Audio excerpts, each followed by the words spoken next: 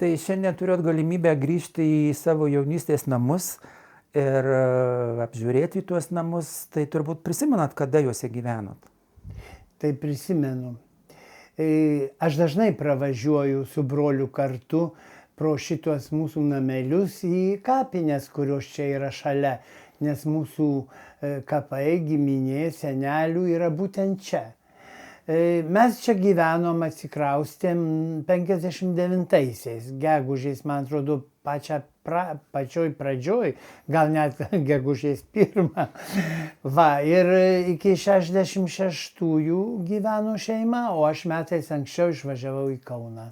Tai mes jau apėjom tuos namus, apžiūrėjom, kur buvo kabinetas, kur jūsų mama dirbo kirpėja, apžiūrėjom jūsų kambarį. Kokie jausmai po beveik 60 metų sugrįžus į savo namus?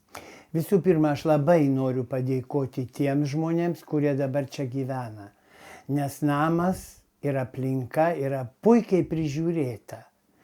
Ir šiek tiek pakeista, bet ne tiek daug, kad nebūtų galima pažinti. Pakeista protingai, pritaikyta dabartiniam poreikiam, už tai, kad gyvenimas tai į priekį eina.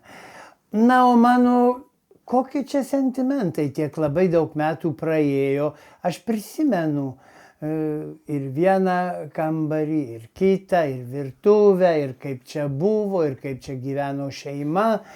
Žinau, kad tėvai statė namą sunkiai, nes reikėjo didelių pinigų, lėšos buvo tik jų pačių, daug dirbo tėvas, padėjo kaimynai.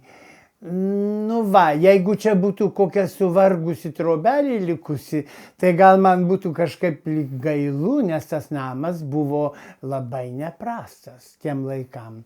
O kadangi jis yra puikiai prižiūrėtas, aš džiaugiuosi ir laimingai čia gyvenantiems.